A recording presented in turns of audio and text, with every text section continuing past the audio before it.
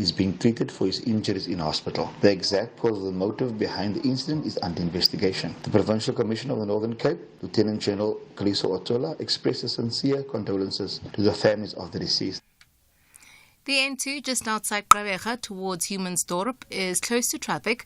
This after a truck carrying a load of citrus fruit overturned and caught fire. The Department of Transport in the Eastern Cape says a group of locals have been seen looting the cargo on the truck. Department spokesperson Unati Pingose says details of how the incident and whether or not there are injuries remain sketchy at this stage. But motorists are urged to use alternative routes or delay their travelling. As much as it is not a fuel tanker, but the truck has got some fuel in it, and we are calling on people to refrain from doing what they are doing because we do not want things to get any worse than they already are. Our law enforcement officers are on the ground, are controlling the situation, and details of how the incident or the accident happened are still sketchy at this stage. In other news, Defence Counsel Charles Mnisi has been warned not to lecture Senzo Mayua murder investigating officer Batho Mogola on her duties in court. Mogola is under cross-examination at the High Court in Pretoria, where 5 men are on trial for the 2014 the murder of the Bafana Bafana captain. Mnisi and Mogola got into an argument when he tried to inform her that she is on the stand as an officer of the court. I know very well why I'm here. So you don't have you don't have authority to address me on that because I know why I'm here. And you leave the judgment to the judge. The judge is the one who's supposed to make a finding on what I have delivered into this court. That as you stand there, you're standing there as an officer of the court. Although we are working for SAPS, you are here to assist the court to come to a correct finding. New studies show that nearly half of South African adults are borrowing money to afford groceries. According to the Finscope Consumers South Africa 2023 survey, 40% of consumers are using credit for their household necessities, while 2 out of 5 individuals have gone without electricity in the past 12 months due to the lack of affordability. Senior Data and Analytics Specialist at Finmark Trust, Jabulani Kumalo explains. From the data, the living costs are rising against the fixed salary and leaving most people with less disposable income and very limited resources to cover monthly living costs. As a result, 38% or around 17 million adults' monthly income is not enough to cover living expenses. Therefore, it is not surprising that 40% of adults are reported resorting to borrowing money to buy food. And lastly, US rapper Megan Thee Stallion is being accused of creating a hostile work environment in a lawsuit by an ex-employee. Stallion has been accused of fat-shaming her former cameraman, Emilio Garcia, and having sex next to him in a car. The lawsuit also includes a number of allegations of breaches of employment law for which Garcia is seeking financial compensation. Recapping the top story at 1, the City of Johannesburg says the warrant of arrest issued for the city manager Floyd Brink was found to be defective and inaccurate. As a result, it could not be legally executed. This follows a visit this morning to Brink's Roodepoort home west of Johannesburg by the Sheriff of the Court. I'll be back at the bottom of the hour. For SFM News, I'm Eva Chipa. SAFM 104 to 107 nationwide, leading the conversation. For 120 years, Rhodes University has shaped history. From Sir George Corey's pioneering 62 conversations capturing the early history of the Eastern Cape, to the first email to be sent in South Africa, and now leading the way in nanotechnology. Rhodes University is more than an educational institution. We are a legacy in motion. Be part of the evolving legacy. Rhodes University, where leaders learn. Be part of the 17th Annual SA Sport Awards under the theme Celebrating 30 Years of Freedom Through Sporting Excellence, with great prizes to be won every week. All you have to do is SMS A, B, C, D or E to 32020 to vote for your favorite People's Choice Nominee of the Year. SMS is charged at R1.50. Free SMSs do not apply. The nominees are A. Eben Etzebeth, B. Gardestein, C. Siamtanda Siya Kolisi, D. Percy Tau, E. Kirsten Neuschafer. SMS A, B, C, D or E to 32020. Voting line closes at 9 p.m. on the 5th of May 2024. T's and C's apply. For more information, visit dsac.gov.za. Catch Watch the SA Sport Awards on Sunday, 5th of May on SABC Sport on DTT Channel 4 and SABC 1 at 8 p.m. Proudly brought to you by the Department of Sport, Arts and Culture. SABC Sport is the official broadcaster of the SA Sport Awards. Hashtag #IsinjaZaGame. Hashtag SASA 17th edition. The Full Circle with Bridget Masinga, Monday to Friday, 1 to 3 p.m.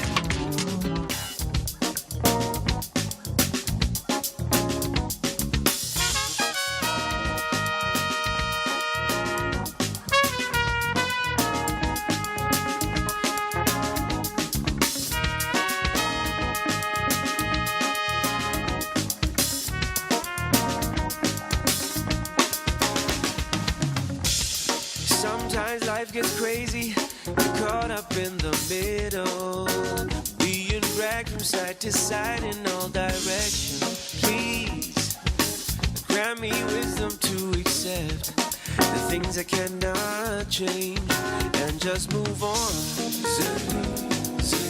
Life is just better when you move on. Just let it go and move on. Just let it go and move on.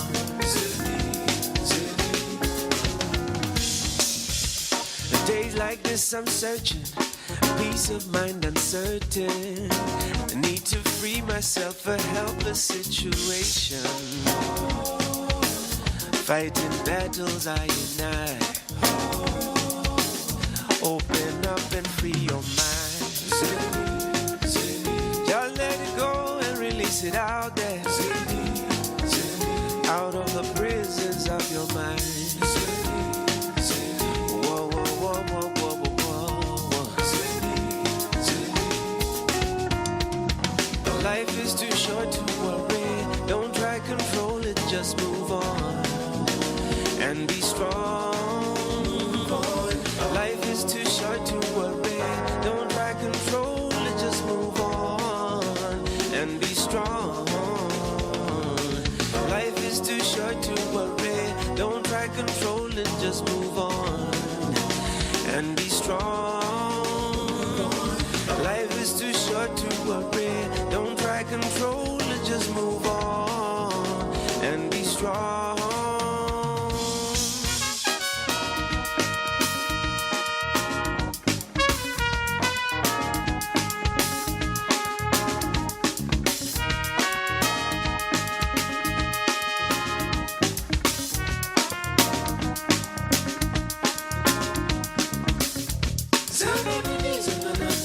Just let it go and move on. Out of the prisons of your mind. Just let it go and move on.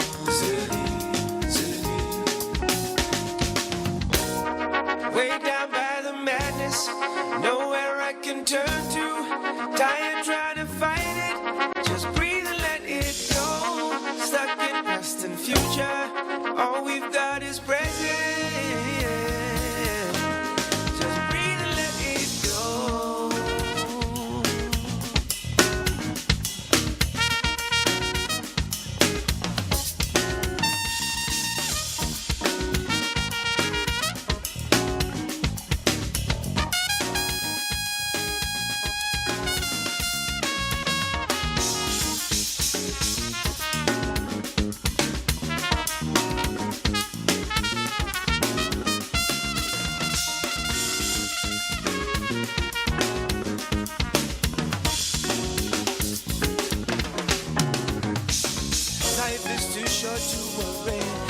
It is Bokani Daya, and the song is called Move On. He's actually nominated in this year's Metro Music Awards that's taking place in Mpumalanga this coming weekend. He's nominated in the category Jazz Album of the Year. And of course, he is the, incredibly talented son of the multi-award-winning artist Steve Daya, having been born and grew up in Gaborone Gaborone, Botswana, born back in, I think, 86, 85 is one of those is Bokani's date. Born in Gaborone, Botswana, whilst his parents, of course, were living in exile at the time.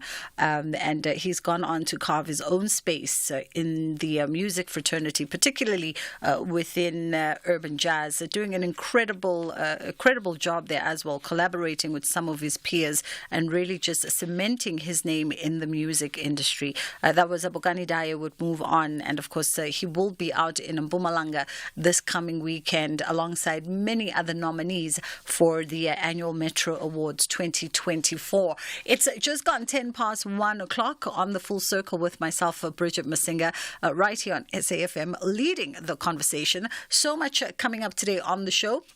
We are going to look at, of course, bridging the gender pay gap, looking at women's leadership and women's pay, particularly in South Africa. We're going to be having this conversation in just a matter of moments. And then also coming up in the first hour, it is Made in SA, and we get to profile an apparel brand today that's really got quite an interesting aesthetic, and it kind of sort of pays homage to, symbols of yesteryear, African symbols of yesteryear, but we'll find out more from the founder of this particular apparel label. And then on the other side of 2 o'clock, it is, we're looking at matters of parenting. It's Wednesday today, and we're talking modern parenting. I wonder what that entails. I kind of secretly think that my team, which consists of one parent, are very much trying to convince you, if you are a parent,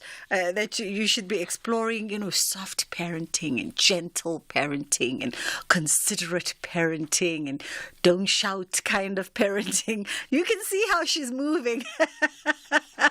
You can see how she's moving as we continue to build this show with the parenting conversations. But that conversation is coming up on the other side of 2. We also actually want to know your thoughts, and our lines are open on this one, because I'd love to know your thoughts. I was saying to the team today when I was coming, into work this morning, for the first time in 6 years since I've lived in this particular neighborhood that I live in the northern burbs of Johannesburg, for the first time in 6 years, I saw municipal workers, which I am assuming are from the EPWP program, right? For the first time in 6 years, I've never seen them before. I almost crashed my car because I had to do a double take to be like, am I seeing what I'm seeing right now? It's almost as though, there were 3 municipal trucks, vans, automobiles, and there were at least about 20, 30 municipal workers, taking up for the morning, coming to mow and clean the pavings and the streets and the lawns and trim everything. But I have never seen it in 6 years. So I came in, and I shared this with my team because I was floored. I haven't tweeted about it because I've literally never seen it. The responsibility of cleaning the pavings and the streets and the sidewalks and everything and maintaining all of that has really been undertaken by the respective, complexes and estates. And, if the sort of way that northern suburbs have become now, right? It's one estate rolls into one complex, rolls into the next, rolls into the next. And so everyone has just taken it upon themselves to clean what is on the other side of their walls, which is municipal streets and pavings that should be maintained by the municipality, but we all kind of maintain it. And I wondered, have you ever seen people coming to clean, maintain your streets, your pavings, your parks, all that? When was the last time you saw anybody, from the municipality specifically come to do that kind of stuff for you? Or is it also similar as my experience where you've just never seen them, So we'd love to know your thought on that. 086 000 2032 is the number that you can call us on, or 061-410-4107 is the number that you can WhatsApp us on. Also, let us know if perhaps you personally know somebody who's benefited from the EPWP program, right? We know that the president today is on the telly. He's off at some EPW program as they celebrate 20 years. And I wonder if you, maybe personally, you know somebody that's benefited, who's been part of the EPW program, and they put on the uniform and they go off and do all kinds of municipal work. Let us know. Maybe you've never. 061-410-4107 is our WhatsApp line. Let's take a quick break. Arts, culture, and robust conversations with Bridget Masinga. We are in conversation now with Shireen Mutara, who is an African feminist and a women's leadership coach. She's also the founding CEO of Tara Transform and the Next Chapter.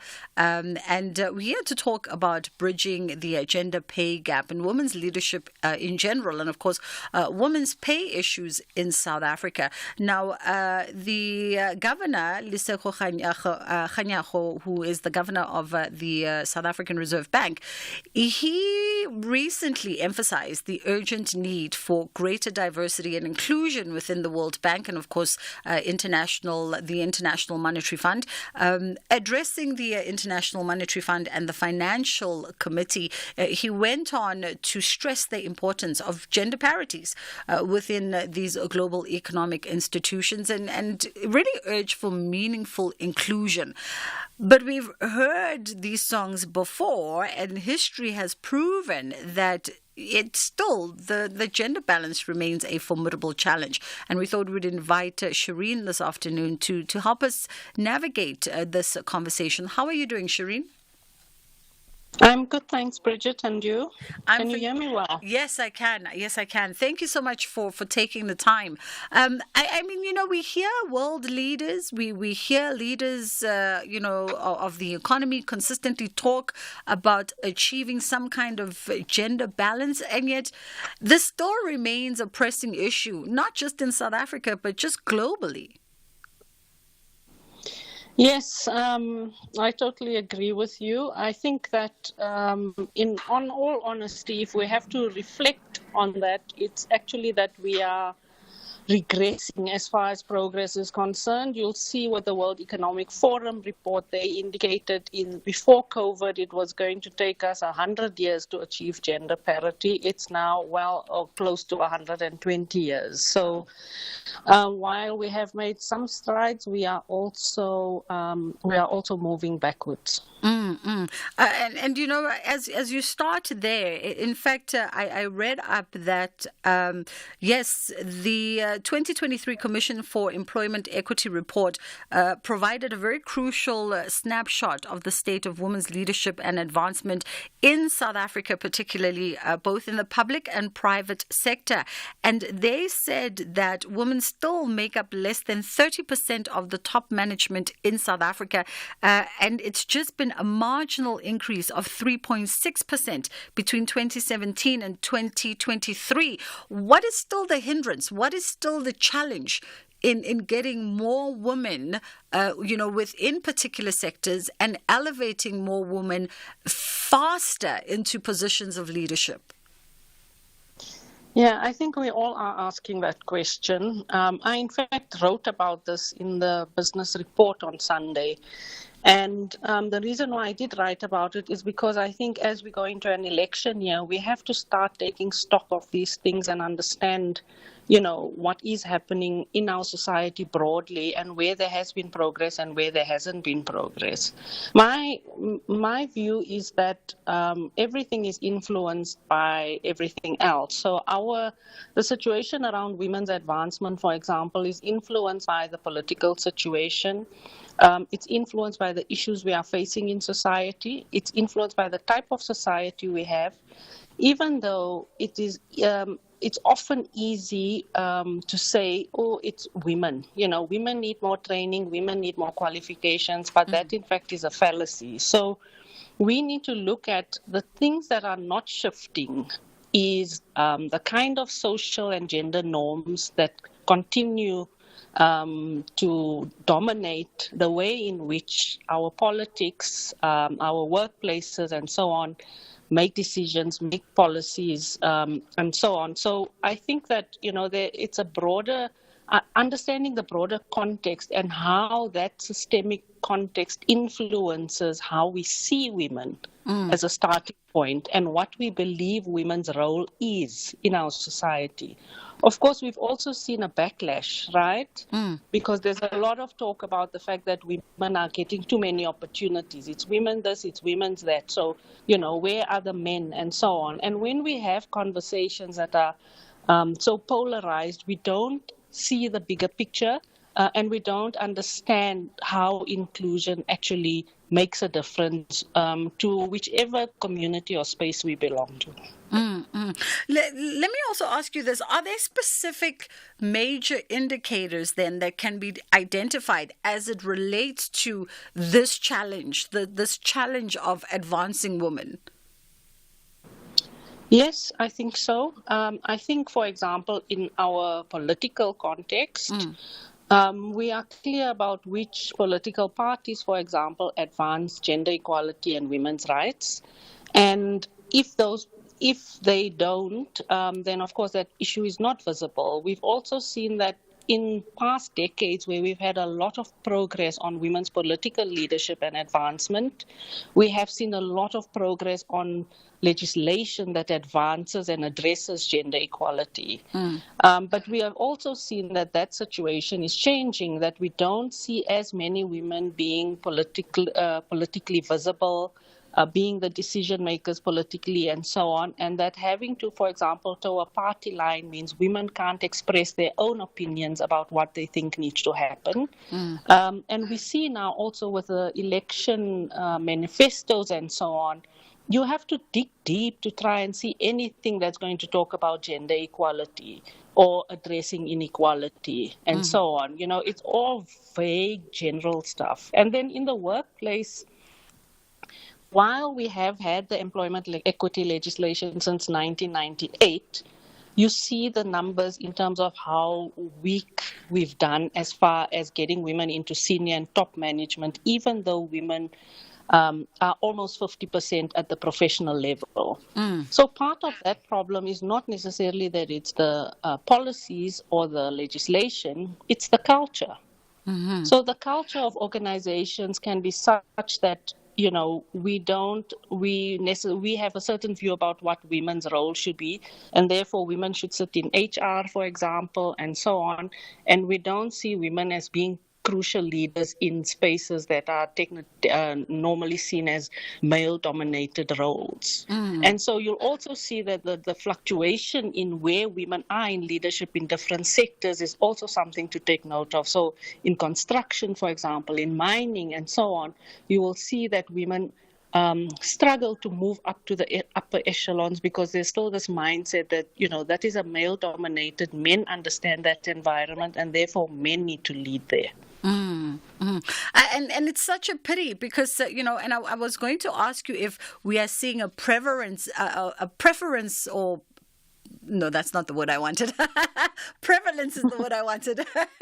If we are seeing a prevalence of women, sort of being held back in specific sectors, and I guess predominantly sectors that had been predominantly perceived as male-dominated, like you say, construction, for instance.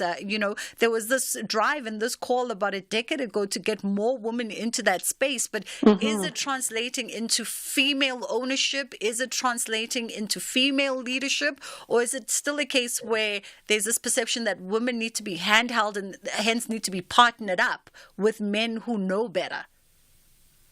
Exactly. So the crux of the problem is that we think women need support. So that support could be they need more training, they need more skills, they don't understand, this type of decision making, and so on. So they need mentoring and so on. So the assumption is we need to fix women instead of fixing the system. The system is the one that's broken. So the issue is often that, organizations, and if you read that report of the Commission for Employment Equity, you will see it's the assumption that we give women more training and more skills and so on. But actually, if you look at the university statistics, women dominate. If you look at the professional qualification level, women are almost equal to men. Yet as you move up the range, you will see that women are dropping far lower than men. So it's really about having a general openness to inclusivity. There's a lot of talk and discussion now about diversity, equity, and inclusion. But in most spaces, it's really just talk. You don't see it happening meaningfully, and organizations don't understand that it's also a cultural thing.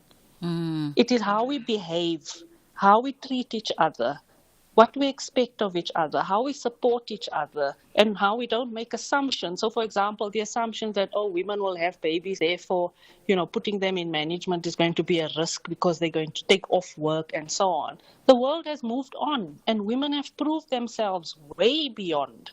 So I think that it's really important and that's why I said men need to take stock, because men are the ones who have the decision-making power. Men are the ones who have the economic power. And if they are just more open to recognizing that we all have a space, we are not taking men's space, but we are saying, let's all have space here. And we can all make a positive contribution, and then let's move from there. But if we see it as a win and lose game, then we're always going to struggle the way we are struggling now. Absolutely. 086 000 2032 is the number that you can call us on if you want to share your take and your perspective on the conversation that's currently on the table with Shireen as we're looking at bridging the gender gap. And that, also includes issues around gender parity. We're talking women's leadership and the role of women within various sectors in South Africa and how that can be elevated so that more women actually feel the benefits of some of these legislations that we have on the ground. If we're going to talk issues around diversity, equity, and inclusion, then those things must be implemented in practicality at a substantial level. 086 000 2032 is the number that you can call us on. 061 410 4107 is our WhatsApp line. We're going to take a quick one. Eva is standing by with your headline news, and then we'll come back on the other side of this and continue our conversation. SAFM 104 to 107 nationwide. SAFM 106.1 FM in Bombela.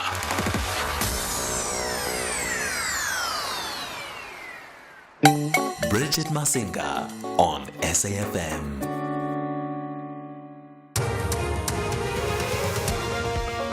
In news making headlines for this hour, Dali Tambo, the son of former ANC President Oliver Tambo, has urged the ANC to ensure a decisive victory in the upcoming elections in honour of his late father. Dali Tambo is speaking at a wreath-laying ceremony in honour of Oliver Tambo in Ekurhuleni today. In other news, the city of Johannesburg says the warrant of arrest issued for the city manager Floyd Brink was found to be defective and inaccurate. As a result, it could not be legally executed. This follows a visit this morning to Brink's Ruriput home west of Johannesburg by the sheriff of the court. And lastly, the National Council of Provinces and Parliament has finalised its amendments on the Basic Education Laws Amendment Bill. The Select Committee on has adopted the final version of the changes made. I'll be back at 2 with more news. For SFM News, I'm Eva Chipa. You are listening to The Full Circle. We are in conversation with Shireen Motara, and of course, Shireen is the founding CEO of Tara Transform and the Next Chapter. She's also very much a women's leadership coach, and we're talking around some issues around the, of course, gender pay gap, as just issues around gender parity. White men make up 52% 32.6% of top management in the private sector, while white women make up 13.2% and African women make up only 5.4% of top management in the sectors, even though they make up 36% of the economically active population. And that's us just looking at the numbers at the private sector level in general. And some people might go, well, this should not be a race thing, but can we avoid this being a race thing when we're talking, diversity and inclusion and equity? Surely we should also be very deliberate about the penetration of particularly black women in these spaces.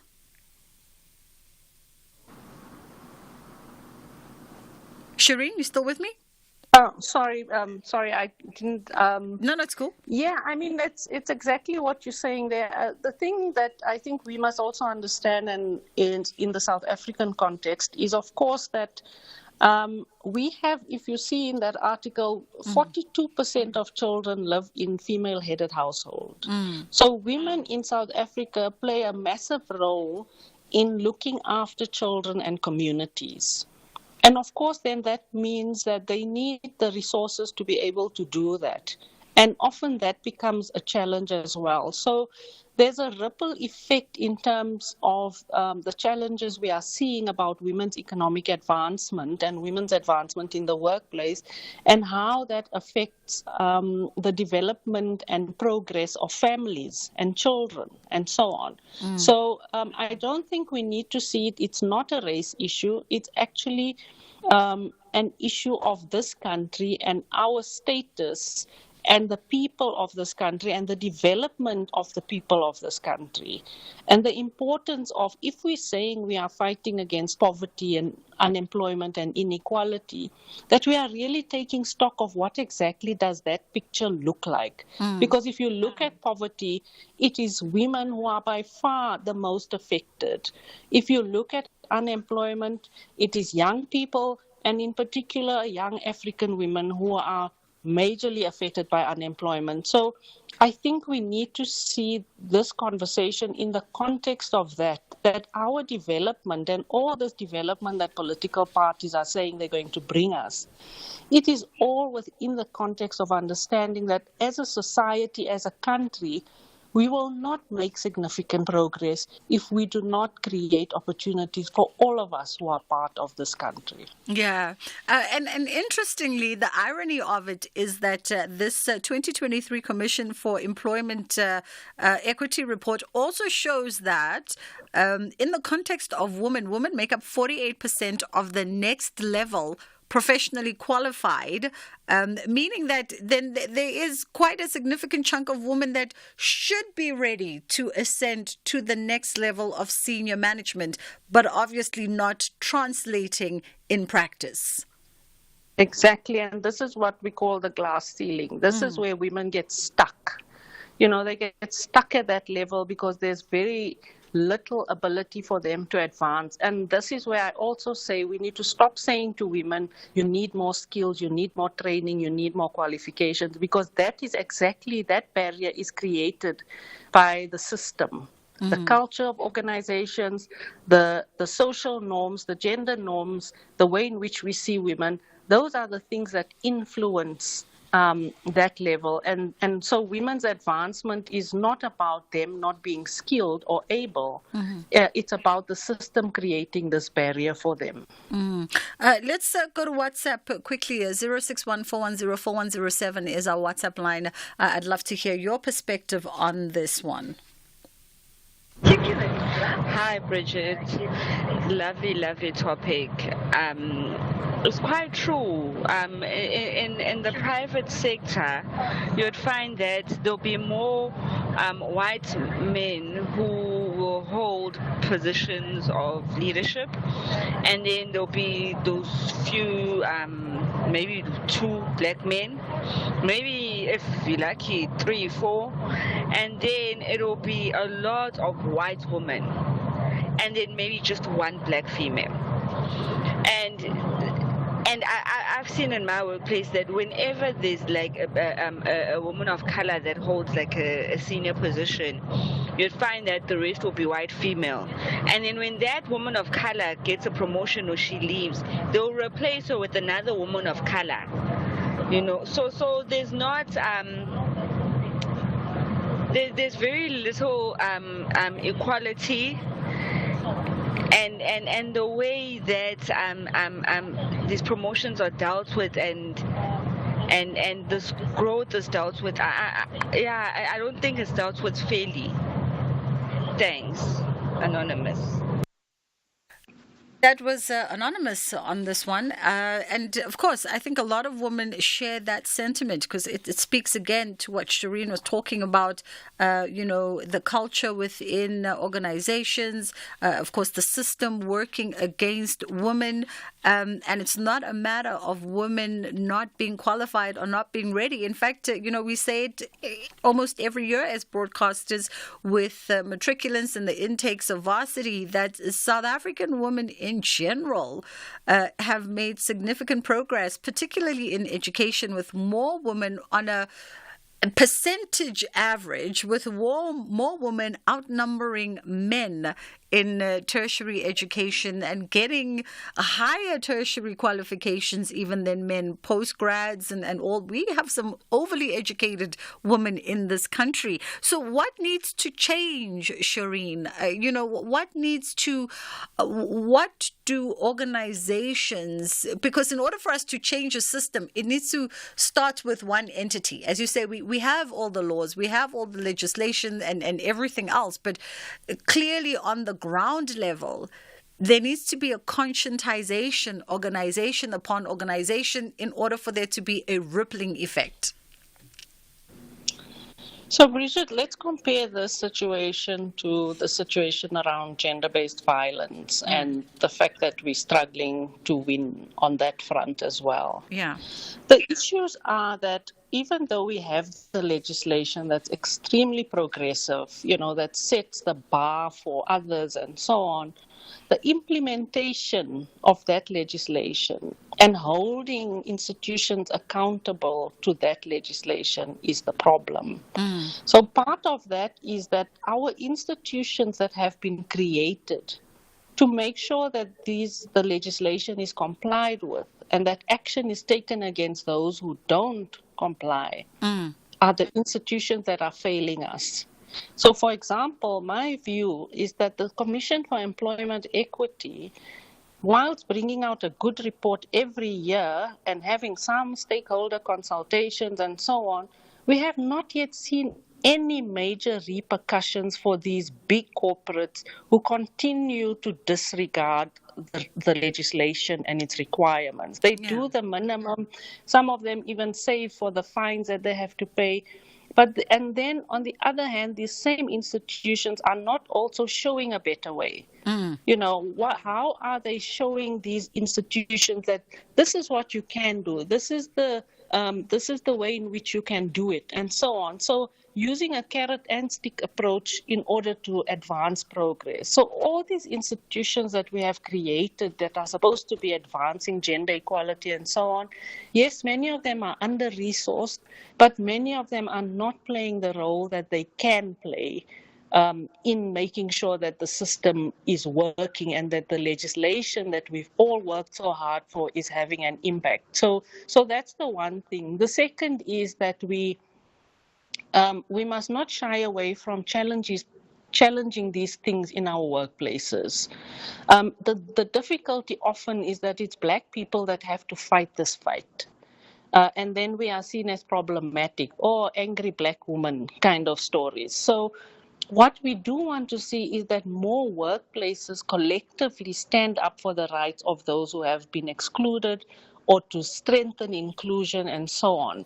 So we want to see positive action rather than, negative consequences, but we need the consequences for those who are not taking this seriously. And we have also seen that making decisions around advancing women, we can see it in some corporates that it doesn't affect their financial bottom line. In fact, it's good for their financial bottom line. You know, there's a company that employs, that I follow, that employs black women in a lot of its CEO positions across its different companies, and that company is thriving because they are centering inclusion as a business priority rather than, a government rule that they have to follow.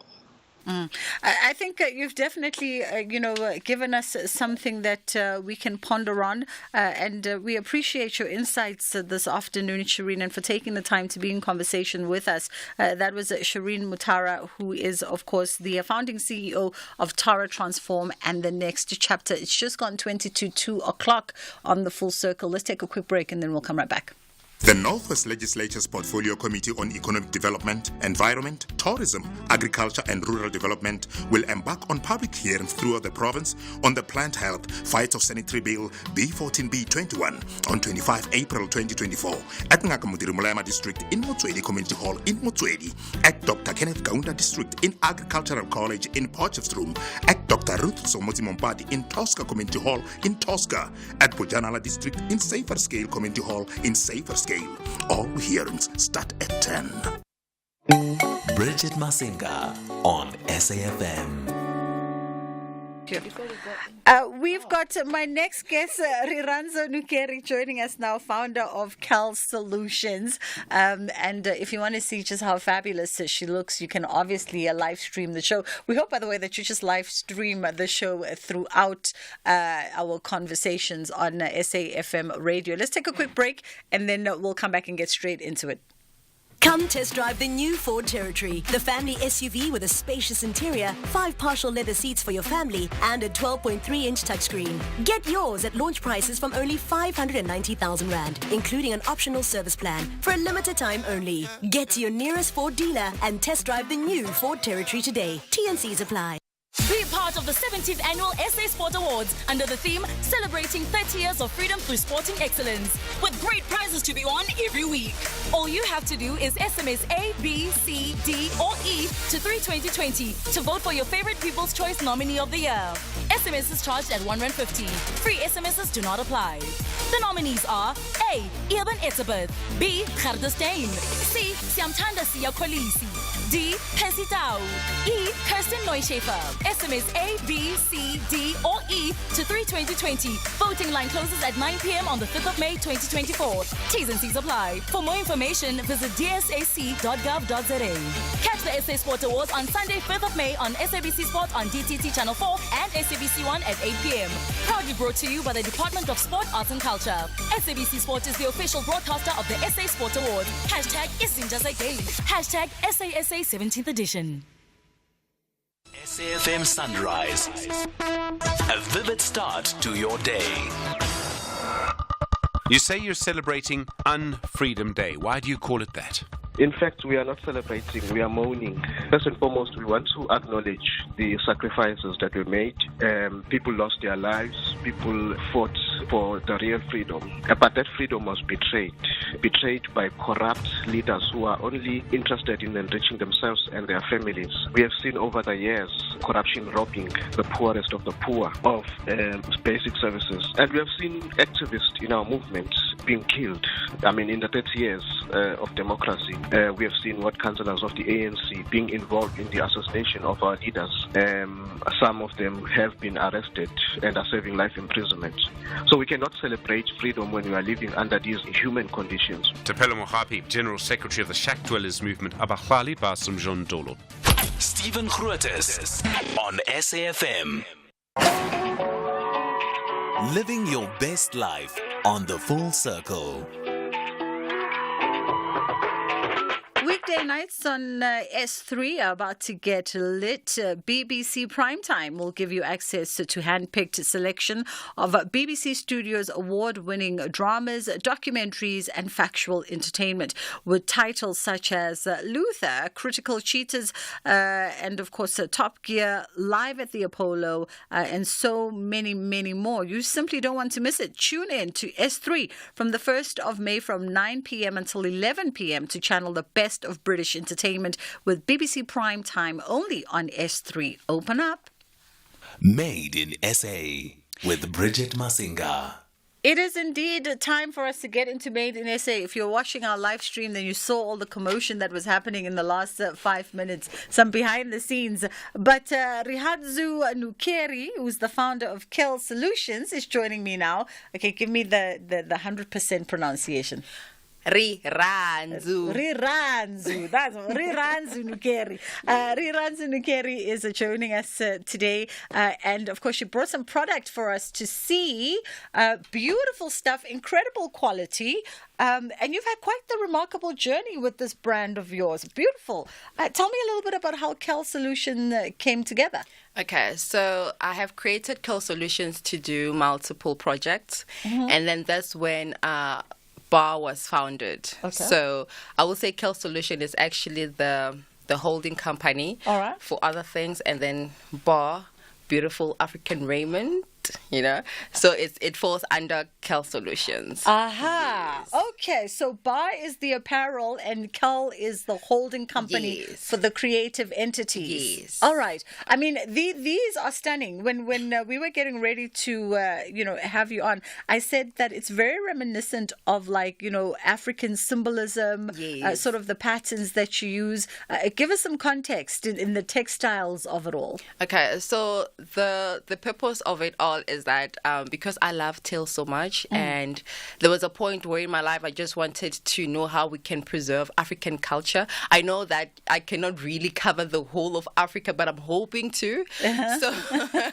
So because now we're having another project whereby we have to tell new stories, so that will be other symbols from another different country within Africa. Okay. So we're just moving towards doing different types of stories, and the fact that before everything else, we used to communicate via symbols. Yes. So, and they actually mean a lot. And then if even if you're a Christian, there are biblical symbols whereby you'll find, especially in Hebrew texts, whereby they are used to symbolize certain things, whereby they're powerful. So even if whether it's spiritual or you're just a person who loves African stories. Yeah. So the symbols, they have really powerful and meaning stories behind them. So that is why I wanted to create a garment that has impeccable quality so that it can match our African stories. It really is impeccable quality. What kind of fabrication are you using here? I don't like to assume anymore because so many people who work in knit,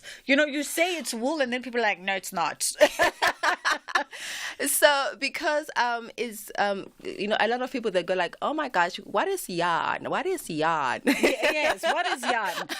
So yarn is sort of like your different types of yarn in terms of the thinness of it. Okay. So as you can see there, it's sort of like it doesn't seem as if like it's wool, but it's somewhere to cashmere and whatever because of the composition of it. So there we have different types of yarn, of which I cannot tell you my secret ingredients. Okay. But so you have 3 types of yarn whereby they are woven together to give you that type of feel, the handle of the garment at the end of it all.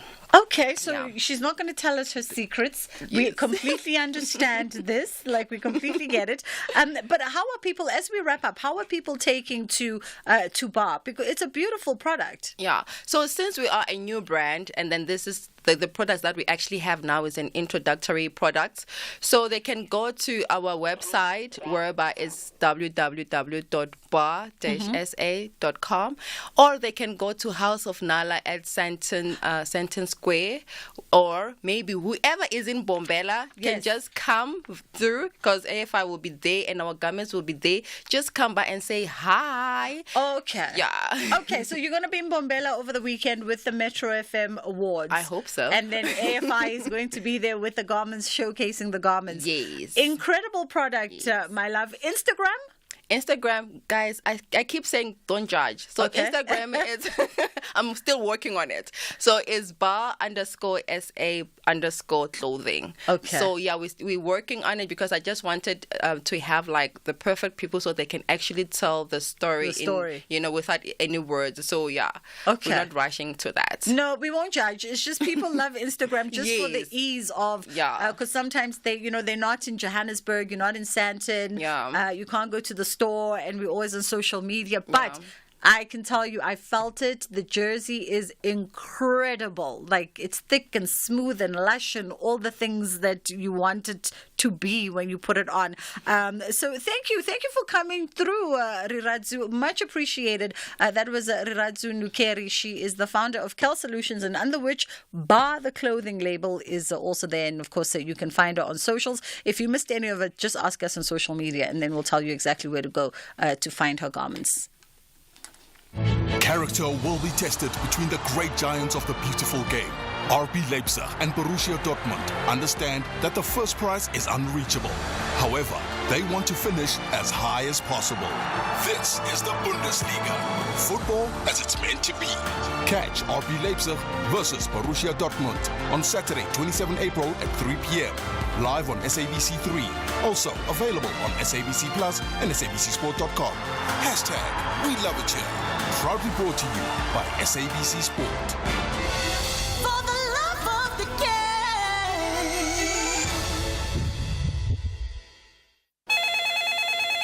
Hello, Your Choice Hotline. Hi, I need you to help me make a choice. Well, with Ford, you get to make your own choices. Like on a new Ford Ranger, Ford Puma, Ford Everest, and the Ford Tornado bus. There's a flexible deal for every budget at your nearest Ford dealership today. Limited time offer. Your Ford, your choice. T&Cs apply. Mama Kitty, I heard Rand Water talking on the radio about how dangerous it is for people to encroach on their pipeline servitude. Yes, those high-pressure Rand Water pipelines are under the ground distributing megaliters of water. When people build on top of the pipeline, Rand Water is unable to conduct maintenance on the pipeline, which has a negative impact on water provision. Pipelines can burst without warning. People could get seriously injured or worse. Yes, people can die from a bursting pipe. That is why people need to understand that Rand Water servitude is where a Rand Water pipeline is located. If we build our houses or businesses on a Rand Water servitude, then we are encroaching on that servitude. They say if communities want to know whether they have encroached over servitudes, they should look for the Rand Water beacons. The beacons indicate the presence of Rand Water pipelines under the ground. They're rectangular, made of concrete, are painted either white or blue, and have the Rand Water logo on them. Let's take a walk around our area to see if there are any Rand Water beacons so that we can also tell the neighbors. Rand Water, celebrating 120 years of existence and still finding new ways to provide clean, portable bulk water. The Chill Zone with Bertha Charuma. I was about to ask, is there anything like normal jealousy? Yeah. You know what? There definitely is. I think ideally, that's actually what we would term more being territorial, or what we would term being a bit of insecurity. Jealousy is when it gets to a point where it starts being overbearing. You know, you get to a point where you're now irrational in your thoughts and in your behaviors. So I'll give you an example. If somebody, a total stranger, takes a look at your partner as you're walking past, insecurity is you thinking, hey, what is this guy doing? And, you know, and that's all there is to it. Linda Yende, relationship coach. Bertha Charuma. Fridays, 8 p.m. to 12 a.m. This program is brought to you by SABC Education. Enriching minds, enriching lives.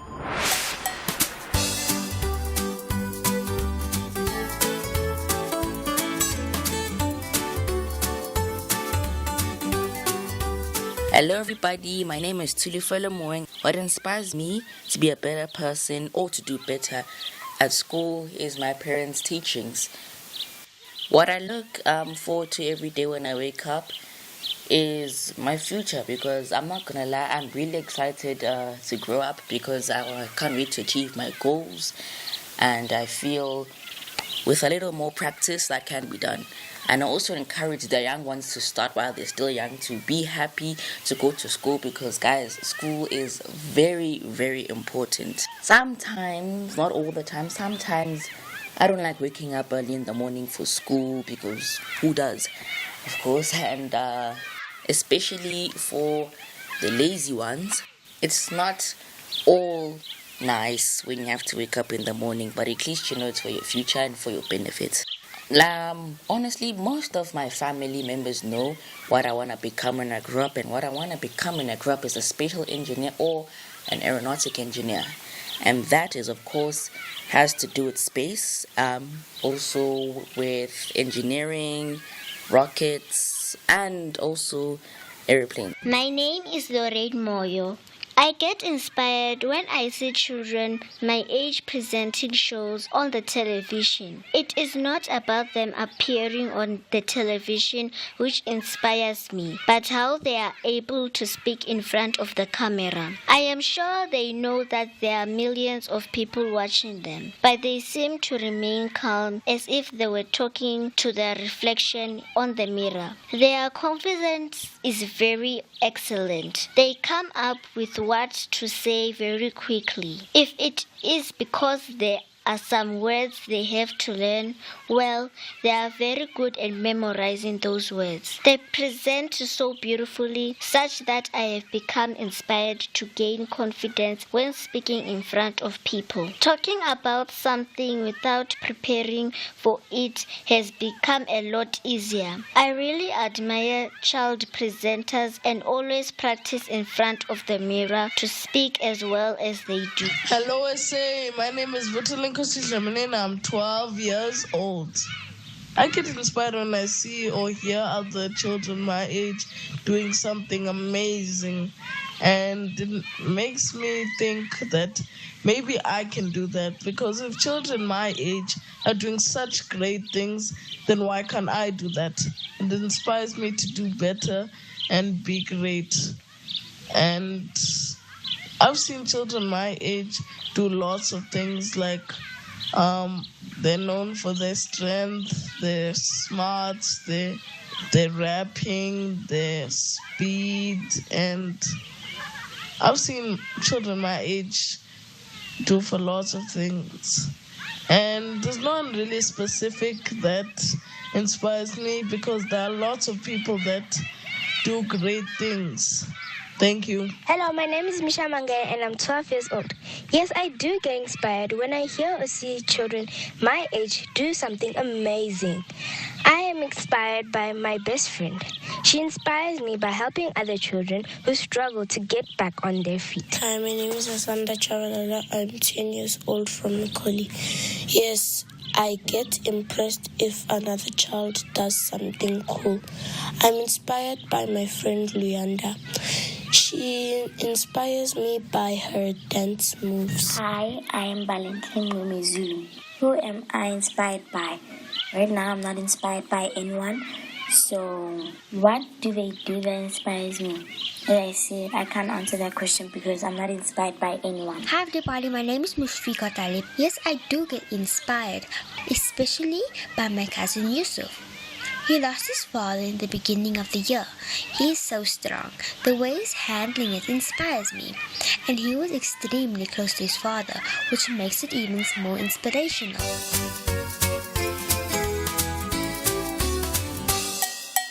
Hey there! Have you ever wondered what makes superheroes so awesome? It's not just their capes and superpowers, but their ability to inspire others.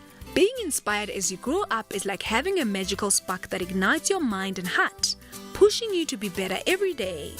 Think about your favorite athletes, artists, scientists, and even historical figures like Oliver Tambo, Nelson Mandela, Albert Einstein, Rosa Parks, Desmond Tutu, Albertina Sisulu, Steve Biko, and many others.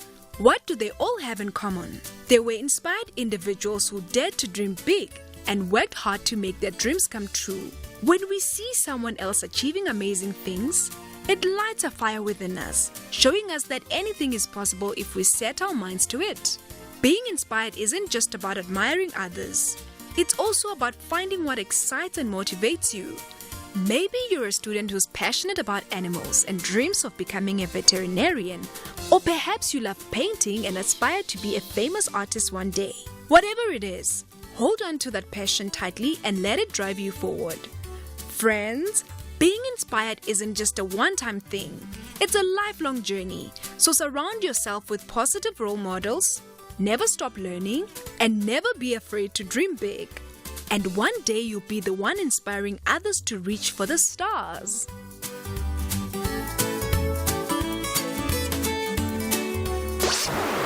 This program was brought to you by SABC Education. Enriching minds, enriching lives.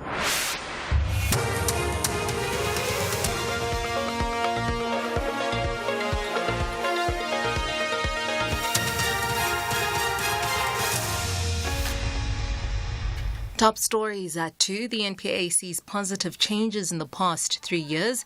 And US vows to send more weapons and equipment to Ukraine. Good afternoon. I'm Eva Chipa. The National Director of Public Prosecutions, Advocate Shamila Batohi, says there have been significant changes, including stabilizing the leadership of the NPA since 2021. Batohi said this during the media roundtable discussion held in Pretoria. She has reiterated that the NPA has increased their staff capacity and partnered with civil society as well as the private sector. She says a decade of state capture severely hampered the NPA's growth trajectory. I'm incredibly proud of what we've achieved and how far we've come since the new leadership took place. So in May 2019, when I first addressed the media, just about 3 months into my term, I then committed to dealing with the following: addressing the leadership crisis of the NPA, conducting a review of high-profile cases relating to decisions to prosecute or not to prosecute. There were certain state capture-related matters. Reviewing the structure of the NPA, securing sufficient budget for the NPA and expanding its partnerships, managing cases relating to state capture.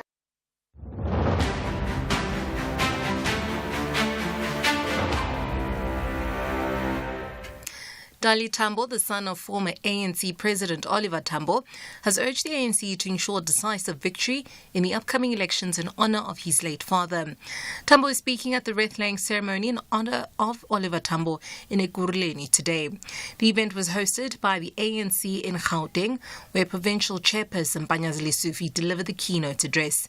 Tambo says the ANC should aim for at least 61% in the May 29 polls to ensure a major win. I'd say to the ANC, make us proud, make my father and our other forebears and ancestors proud, make the people of South Africa proud, and win this election with a resounding victory. Not even 51, let's go for 61%. No other political formation has given this country what the ANC over its 110 years has given it. The best, the brightest, the most brilliant, the most self-sacrificing. In other news, the City of Johannesburg says the warrant of arrest issued for the city manager, Floyd Brink, was found to be defective and inaccurate. As a result, it could not be legally executed. This follows a visit this morning to Brink's Roodepoort home, west of Johannesburg, by the sheriff of the court. This was in an attempt to enforce a warrant of arrest on Brink in relation to a matter that involves a resident of the city and a disputed utilities account. The city spokesperson, Mlimandlela Ndamase, explains. Given that the matter arises out of the official capacity of the city manager and his official responsibilities, it ordinarily follows that any such action, were it legal and just, should have been undertaken at the known business address of the city and not at a private residence. This attack on his person and character has now been orchestrated to embarrass and target him and his family and to create a public perception that the city manager is a suspect in a criminal matter. The National Council of Provinces in Parliament has finalised its amendments on the Basic Education Law Amendment Bill. The Select Committee on Education has adopted the final version of the changes it made. Next week, it will be deliberating on the final mandate it received from provinces during public submissions on the proposed amendments. The committee is also expected to formally adopt its report of the legislative process, which it was conducted on the bill. And lastly, US President Joe Biden says more arms and equipment will be sent to Ukraine within the week. Ukraine will receive over $60 billion of the aid, including air defense systems and long-range rockets to be used against invading Russian forces. The BBC's Jay Waterhouse reports. President Zelensky is firmly in planning mode for the arrival of this sizable $60 billion American package. While he says he's grateful to the US Senate, his generals are hoping these much-needed artillery shells, missiles and air defense systems will simply help them stop Russian momentum in the east. The country's second biggest city, Kharkiv, has endured another wave of drone and missile strikes, with 3 high-rise buildings being damaged. Defending forces are expecting invading troops to advance on it from the Russian border about 40 kilometres away. Recapping the top story for this hour, the National Director of Public Prosecutions, Advocate Shamila Batohi, says there have been significant changes, including stabilizing the leadership of the NPA since 2021. I'll be back at the bottom of the hour for SFM News. I'm Eva Chipa. there and everywhere. SAFM 105.1 FM in Johannesburg.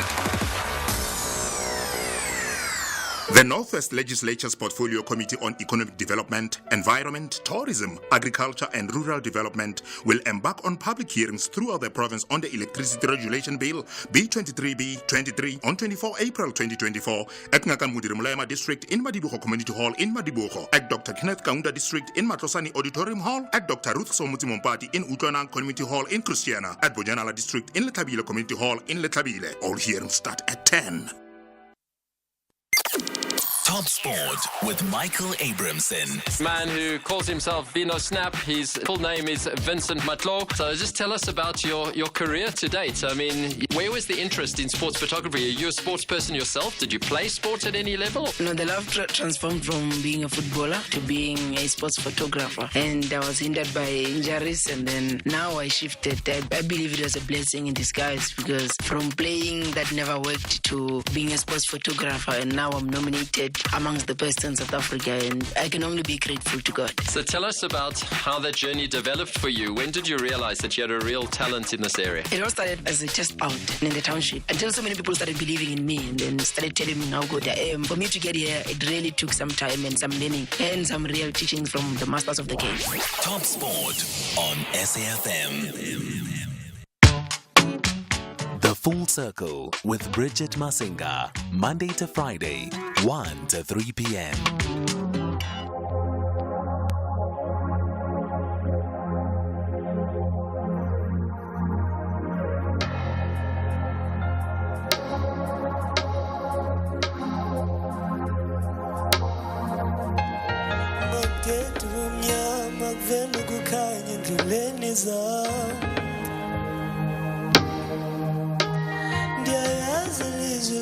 Tenga na mali alivagani,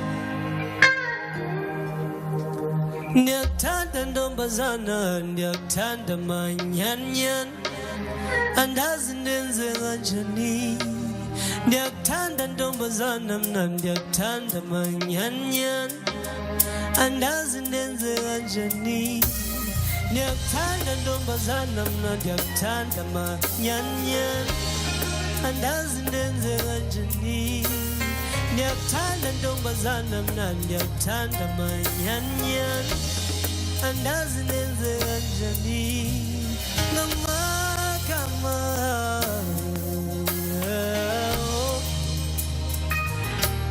ndiphelelwa ngamakama,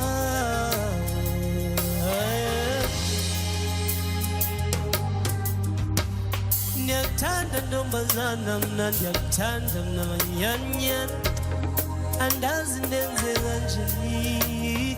Ndiyakuthanda ntombazana, mna ndiyakuthanda manyanyan, andazi ndenze kanjani. Ndiyakuthanda ntombazana, mna ndiyakuthanda manyanyan, andazi ndenze kanjani. Ndiyakuthanda ntombazana, mna ndiyakuthanda manyanyan.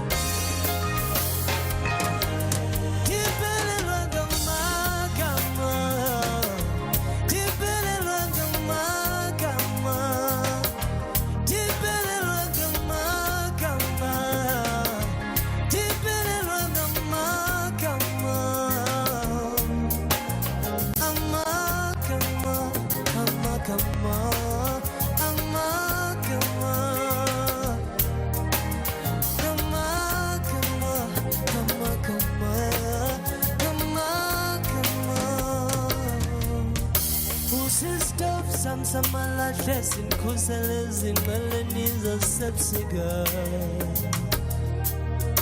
usisamrela samselangesi kusele malangena sedlokeni, ulikungola mle chocolate limnandi njenge tofolax, andazi ndenze kanjani. Funa makama nenyan, funa makama nenas, funa makama nothando,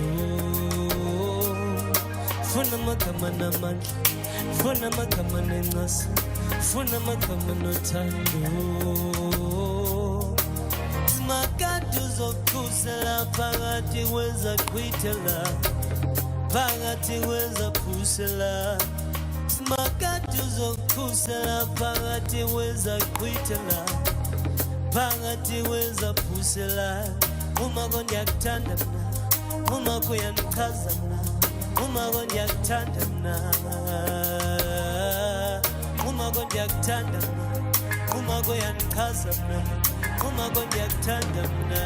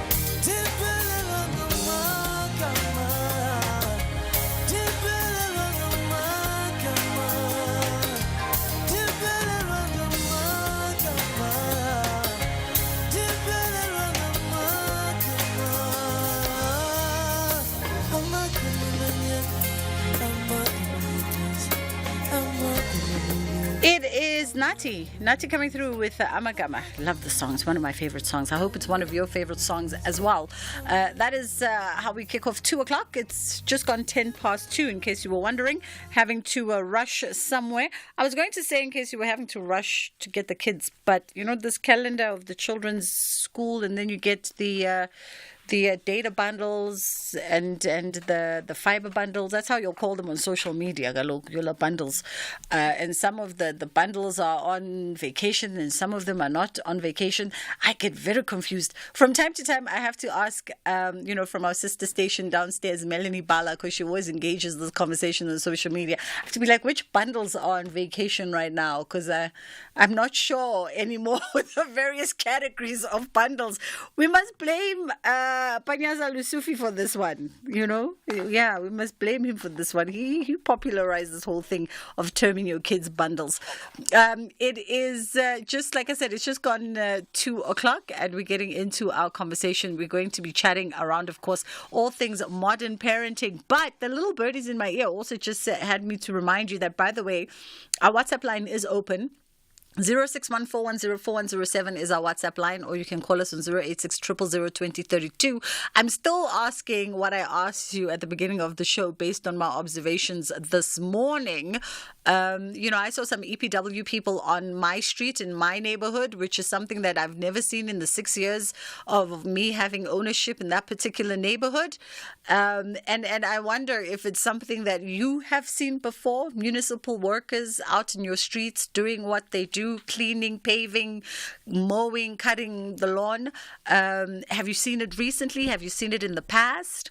And of course, we're also wondering if you know somebody who's been part of the EPWP program in your neighborhood and how that's benefited them. So you can send us voice notes on that on 0614104107. We're going to have that conversation in a moment.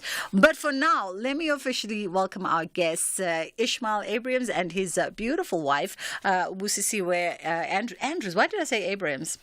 Ishmael Andrews and Busisiwe Andrews joining me now on the show, and we're going to be talking parenting, modern parenting. How are you doing today?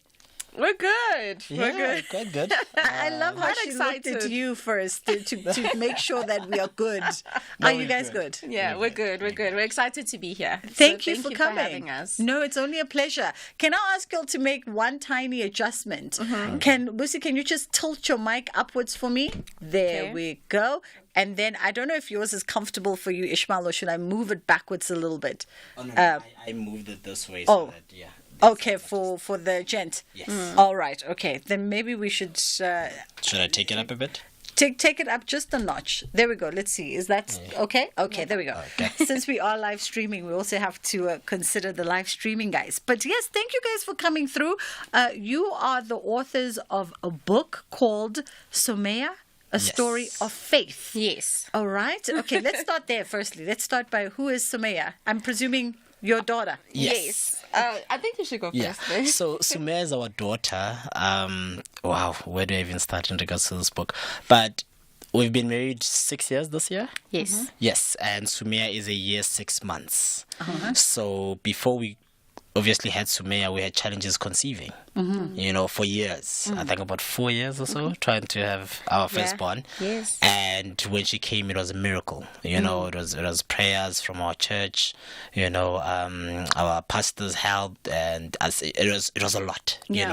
But besides that, it was actually a challenge before that, because people don't understand that most of the time, especially when you're married, the first expectation is after marriage, Have a baby. And when that did not happen, it brought a lot of frustration, because the questions keep coming regardless, because people never know your situations or anything like that.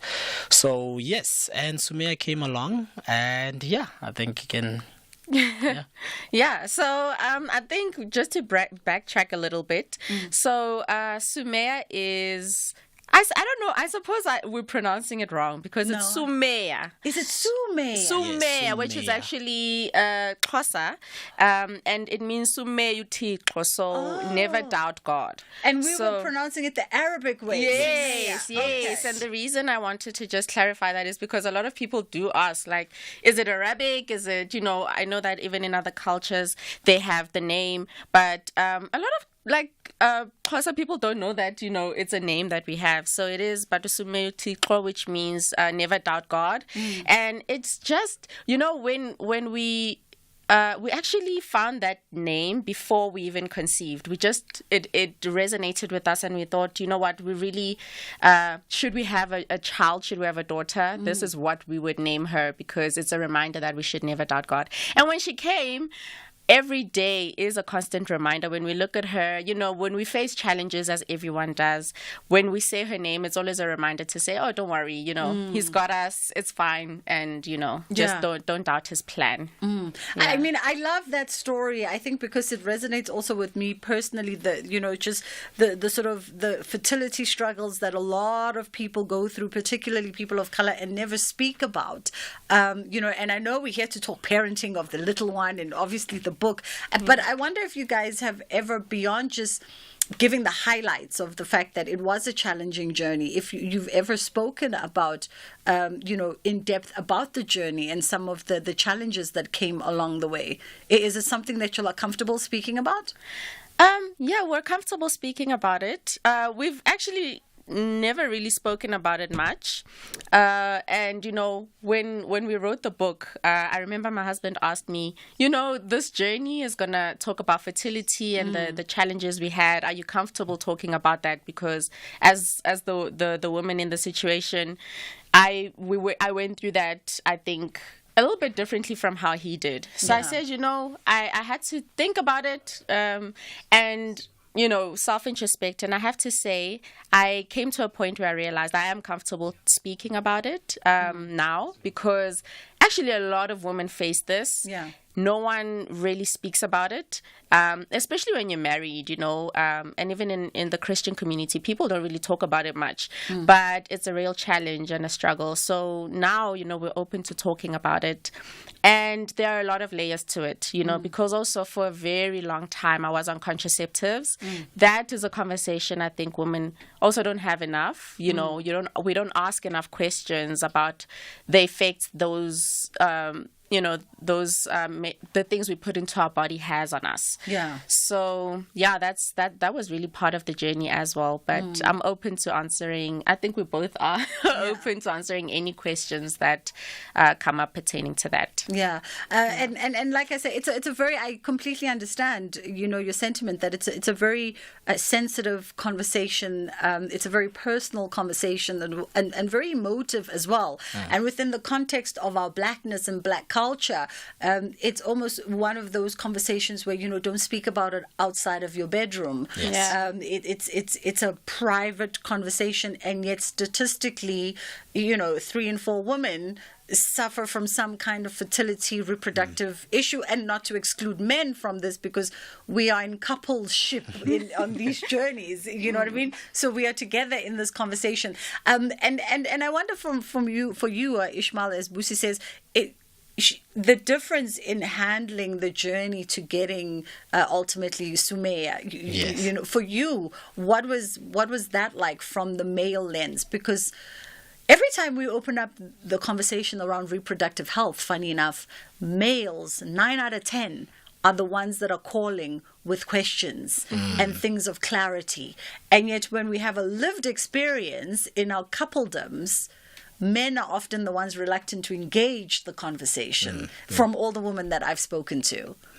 And I think, so on maybe from my side, we had this conversation a lot of times, and I'd always assure her to say, look, chances are maybe I'm the problem, because the thing is, most of the time, like you're saying, they always think the woman is a problem. No one ever thinks, man, go get tested. Yeah. You might be the problem. You might be the one who's infertile, even though we didn't really go to the extent of both testing as to see if any of us is infertile or anything like that.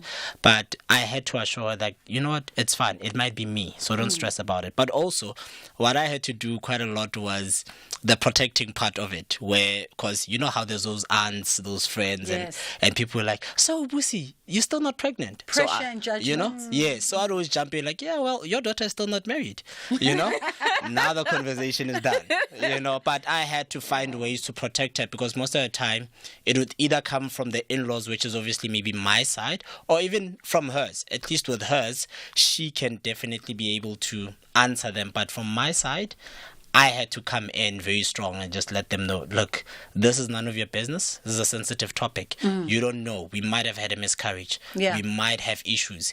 You bringing this up actually hurts the actual couple more than you think. So I was just that person who just came in a bit strong, So, yeah. And it definitely sounds like you guys moved in faith, because for 4 years before, and we laying the groundwork to the book. Yes. 4 years before you have your baby girl, you're going through this journey.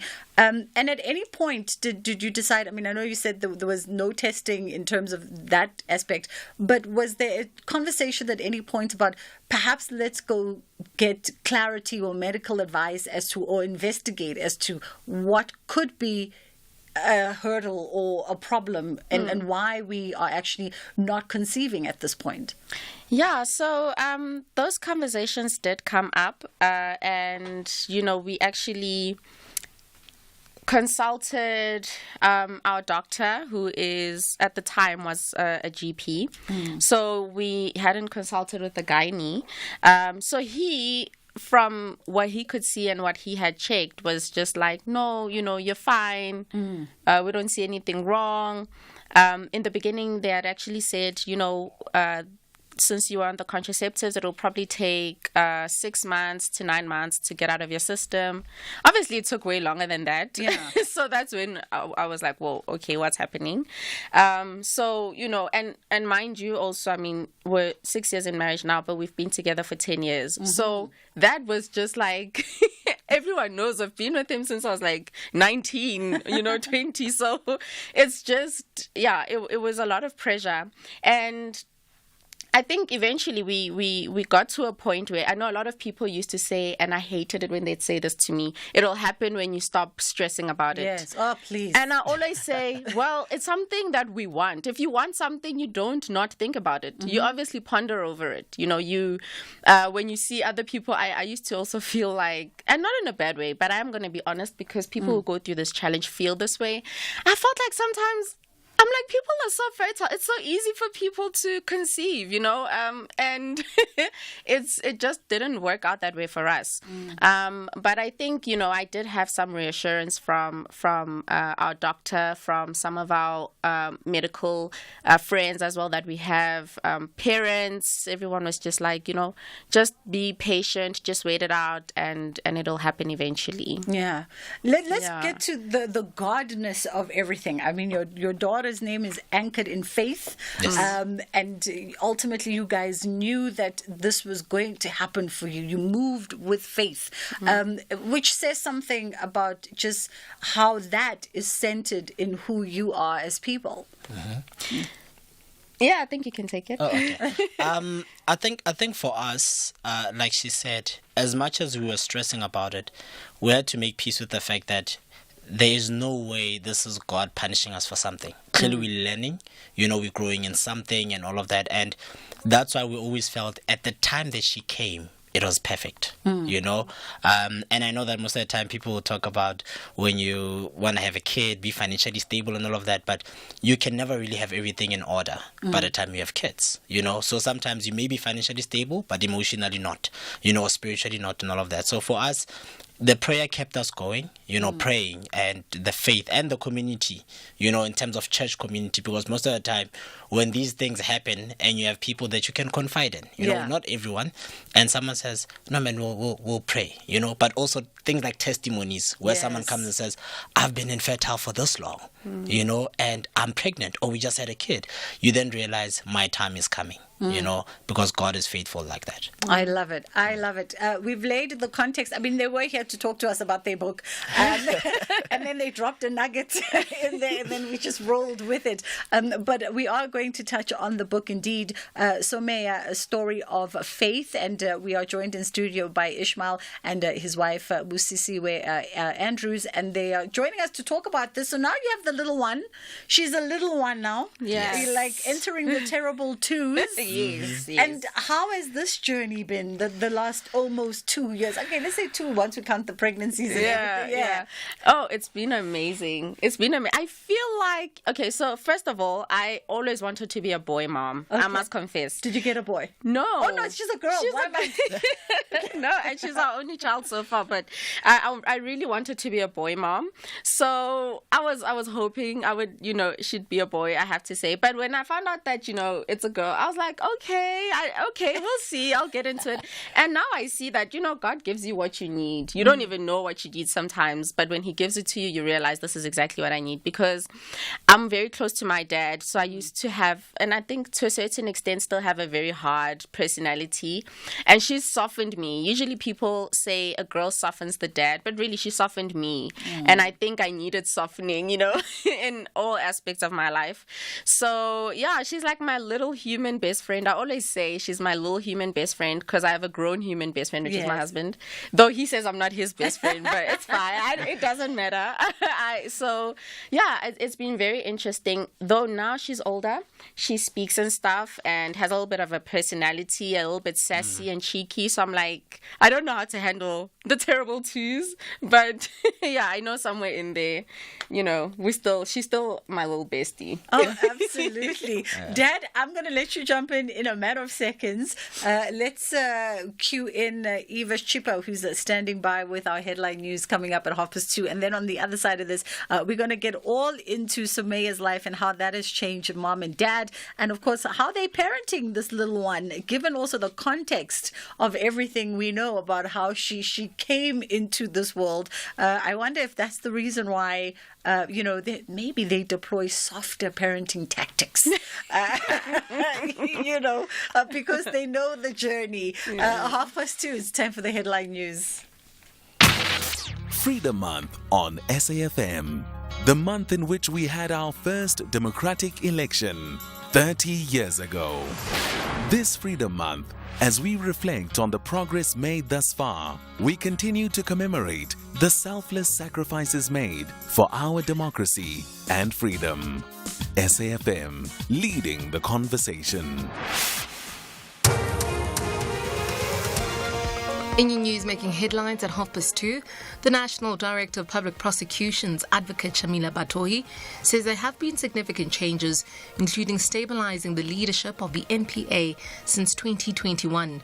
Batohi said this during the media roundtable discussion held in Pretoria. In other news, Defence Counsel Charles Mnisi has insisted that accused number 3, Carlos Ngcuwe, was not involved in the murder of Senzo Meyiwa. Mnisi has been cross-examining and investigating officer Sergeant Batu Mohola at the High Court in Pretoria. And lastly, Australian police have arrested 7 youths and are questioning 5 more people following raids linked to a stabbing at a church last week. A 16-year-old boy has already been charged with a terror offence over the attack.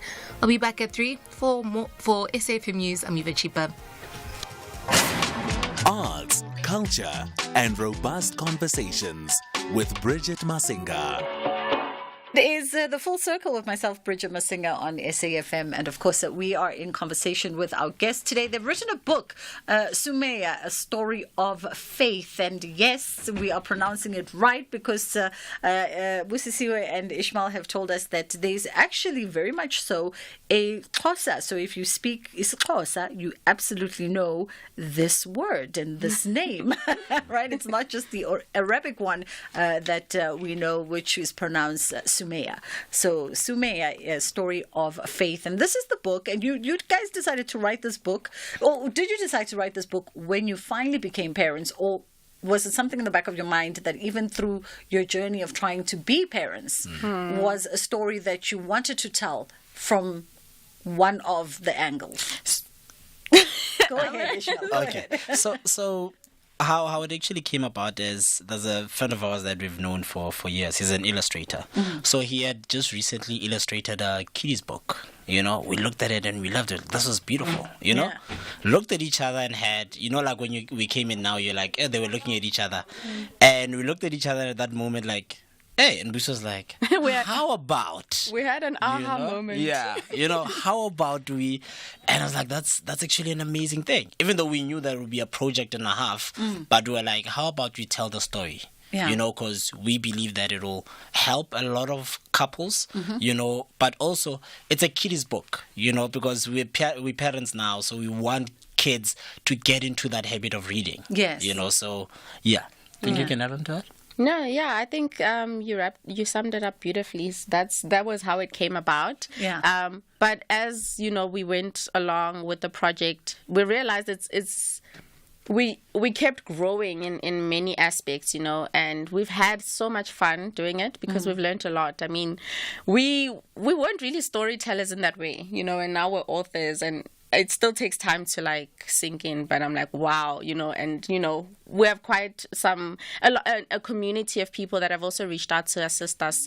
Our apostle Brandon Bailey, he also has a number of books. So everyone just jumped at the opportunity to assist where they could. So we've had an amazing time. I like it for you guys. All right, and the essence of the book is around your parenting journey, right? And how to modern parent. What does that mean? You see how I'm putting air quotes, modern parent. What does that mean? I think for me, I'm a bit old school, so I'm a bit... Actually, I think I'm the strict one between the two of us, I still believe in discipline, spare the rod, spoil the child, but she's a daughter, so I don't know. At this point, the discipline still needs to be enforced, obviously a bit different now, but I do not believe in just letting your child be, because I feel that in itself is just a lack of love in a sense. Anyway, that's my opinion, because if I love you, the Bible says that if I love you, I will chastise you, so I feel for me, I want my daughter to know as she grows up that I'm not only raising her for herself, it is for other people. One day she'll start dating, one day she'll get married, one day she'll go into society and mingle with other people. If she doesn't have the discipline that we needed to instill when she was young, she's going to be a problem for someone else. Yeah. So how do you go about doing that with a toddler who's in her terrible twos and discovering that she can put words together and have a sentence? It's very challenging because our parenting styles are different. I am the softer one, I let her get away with stuff because I feel like, just, say no. You don't. I mean, just and let her be. She's exploring. And the terrible two is also. I think that's what I see them as. Is she's not being naughty. She's exploring. You know, how will she know salt tastes like salt if every time she grabs it, you want to take it away? Sometimes just let her be, and that's how she'll explore and learn. I do definitely agree with discipline, and it's hard for a toddler to discipline a toddler because she doesn't she understands a little bit, that certain things, like heat, she knows to stay away from the heater and things like that. But for the most part, I'm not sure she can comprehend discipline to the full extent, because sometimes she'll do something and then run away, something that she knows is wrong, and then look at me, laugh and run away. And to me, I take that as, okay, she wants to play right now. So I think it's just about really paying attention to your child.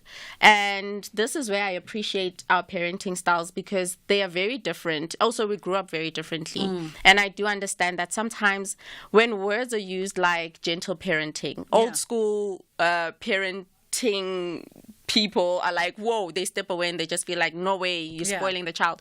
Whereas we people who believe like you can be more gentle with the child, we see the harsher discipline as too harsh. So it's just about finding a gray area which works for your child. Children are not the same. Some children are very quiet and meek, and they listen the first time you say no.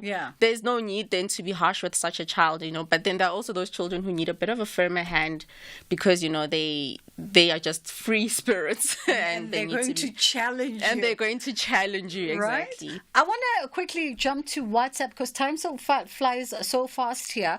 And I don't know if my technical has got it queued up. Let's just go to WhatsApp quickly and just hear a voice note or two for our couple. Good afternoon, Bridget, and good afternoon to SAFM listeners. Bridget, as soon as you got your guests,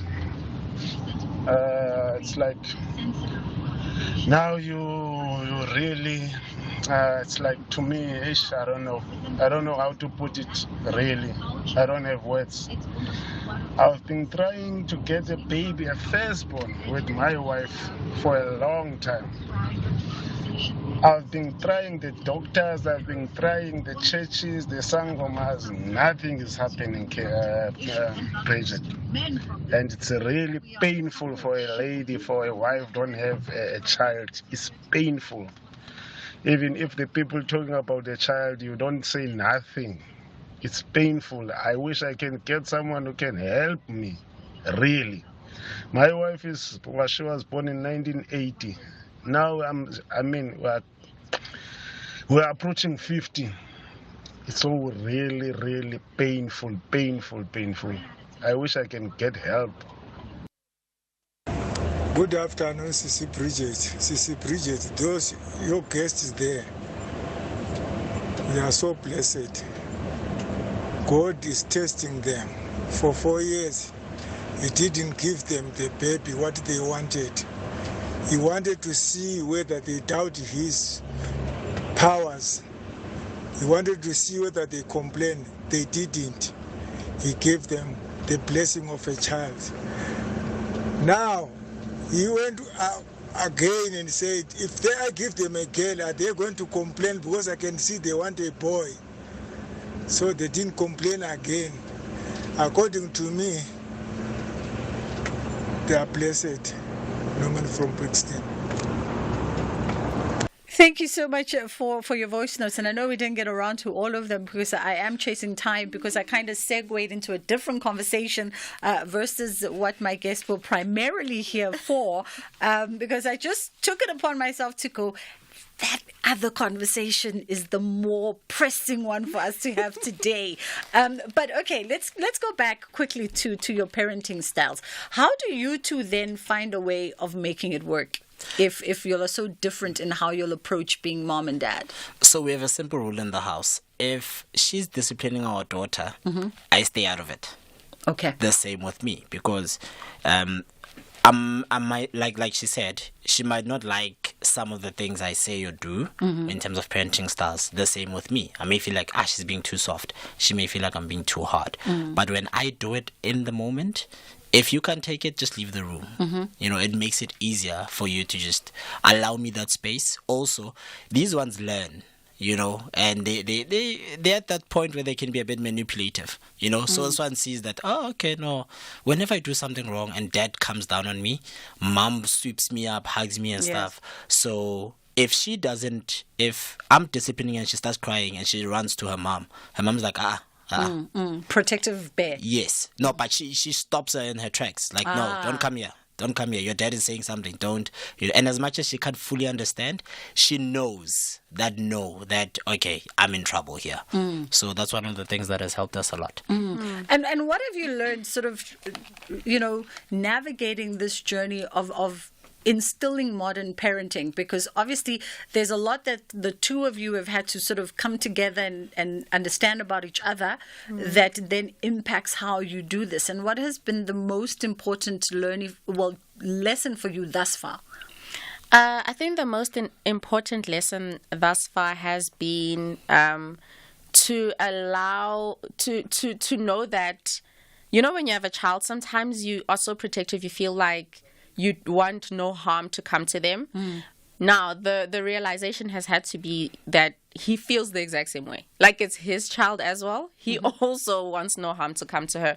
So knowing that, I shouldn't jump in to be too defensive when he does something with her, you know. And it doesn't just have to be discipline. It could be just the way he is with her. I mean, you know, for example, I don't know if adrenaline junkie is the right word, but my husband Ishmael does like things that give adrenaline. So he likes throwing her into the air, and I just feel like I cringe. Like, no, you're gonna drop my baby. You're gonna drop my baby. And he's like, well, she's my baby too. Therefore, I will ensure she does not fall to the ground. You know. So it's just literally in the small things is to allow him the space to be her parent, not just the father, but her parent in its totality.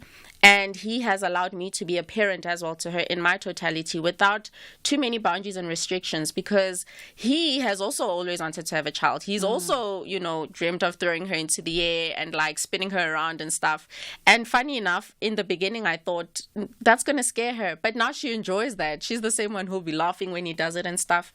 So that had to be, you know, one of the hardest lessons, because to give someone space to be a parent means they may not do it your way, but then, you know, he also means well, and the same way I also mean well, and he has to also give me that space. If he feels like you should have said no, well, let me be. I didn't say yes because it's to her detriment. I said yes because it was me being true to the way I parent her. And I also have her best interest at heart.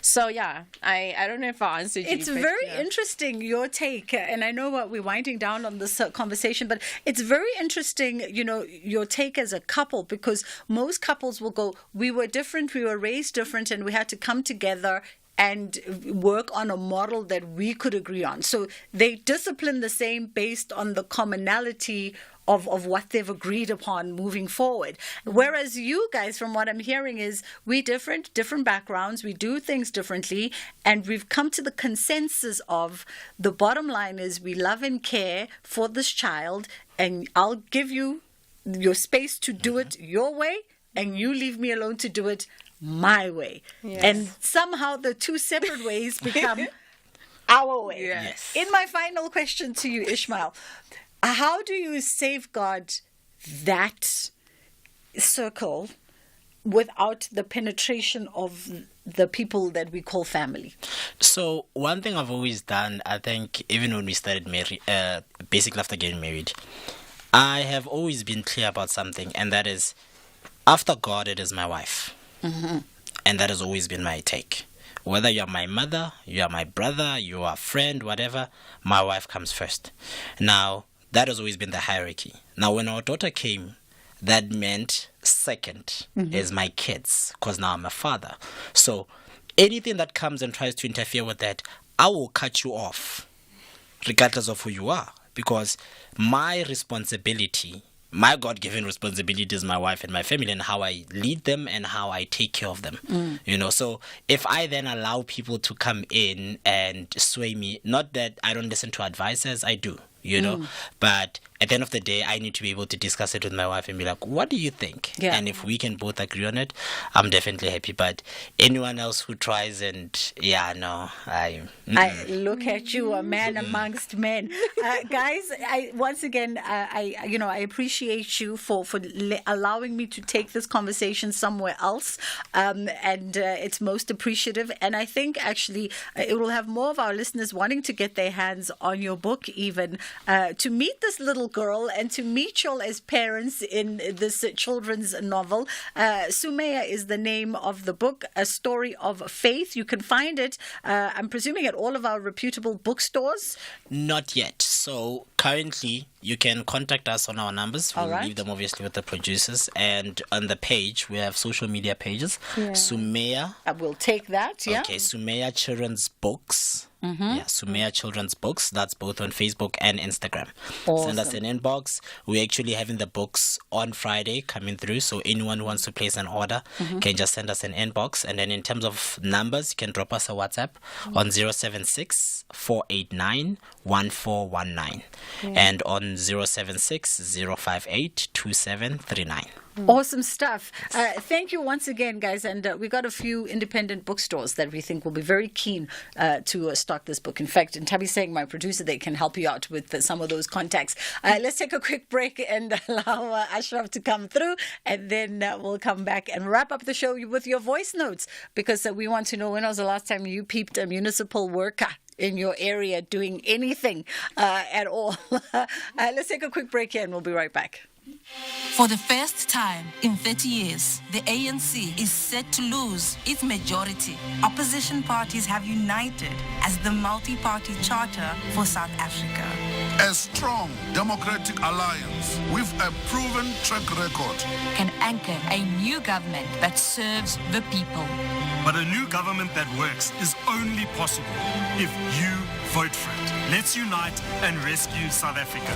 Vote DA. This political party advertisement was paid for by the political party concerned. The views expressed in this advertisement are those of the political party and not those of the SABC. The National Pulse with Ashraf Garda. Weekdays, 3 to 6 p.m. South Africa has one of the finest safety records in the world when it comes to aviation. Am I spot on in saying that? Yes, we are. We are number one in Africa, and some other internationally. We are up there. Our standard is quite high. In fact, many countries like your China, some of the Middle East, even India, they do come here in South Africa. We train them here. They get trained here and they go and fly their airlines in their respective countries. So we are number one. That's why even last year we were appointed to chair the International Civil Aviation International Conference, where Mepo Pikosa was president of the conference. Putejo Mojapele, an aviation analyst. Ashraf Garda on SAFM.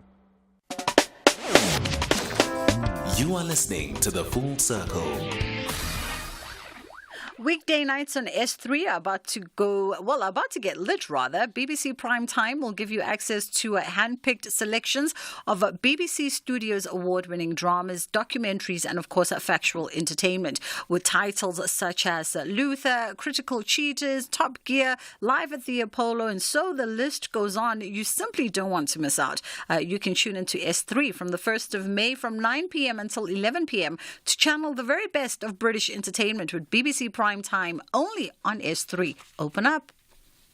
Hi guys, your favorite mom vlogger here, talking all things family entertainment with Deal or No Deal now on SABC2 weekdays at 6:30 p.m. Umalume is trying to make it onto the show and have his life changed quick. Amanda Malume. Mama and I are the number one Mubango fans at 9 p.m. all week because the storylines stay hot. And my two little people can't wait for May when Raid the Cage kicks off with SABC2. See La Familia, keeping those family bonds strong. Until next time.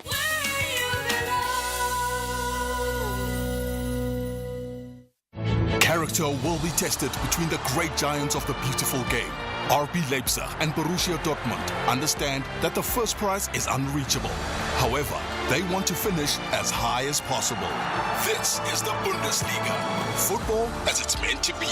Catch RB Leipzig versus Borussia Dortmund on Saturday, 27 April at 3 p.m. Live on SABC3. Also available on SABC Plus and SABCSport.com. Hashtag We Love It Here. Proudly brought to you by SABC Sport. For the love of the game. In this week's episode of The Masked Singer South Africa, the mystery continues as we meet Ice Cream, Blue Crane, Cheetah, and Gold. She's gonna go down in the history as the most difficult mask to figure out. Who will be the panel of detectives and superfan audience's favorite, and who will be unmasked? Don't miss The Masked Singer South Africa this Saturday at 6:30 p.m. on S3. Bridget Masinga on SAFM. Ashraf is in the house. Yeah, I waited for 10 minutes for my 30 seconds of fame. It's hard being famous. What's coming up today? Well, I mean, yeah, AfriForum, well, they are calling for the scrapping of affirmative action policy. I mean, that's not news. That's been their policy. But they've now submitted a complaint unofficially to the Department of Labour in terms of tackling that, okay? Oh, okay. So we're going to talk about that. Then you may be aware of, the UK taking in a whole flood of refugees from parts of the world as this safe haven to come to the UK, but they're now sending them off to Rwanda. There's been huge opposition around that and a call for it to be scrapped, okay? So we'll talk about that. The NPA themselves, they've been very busy with a press briefing today, and one of the issues, well, two issues, in fact, why is Paul Mashatile in the United Arab Emirates? Somehow the word #Gupta comes to mind, maybe.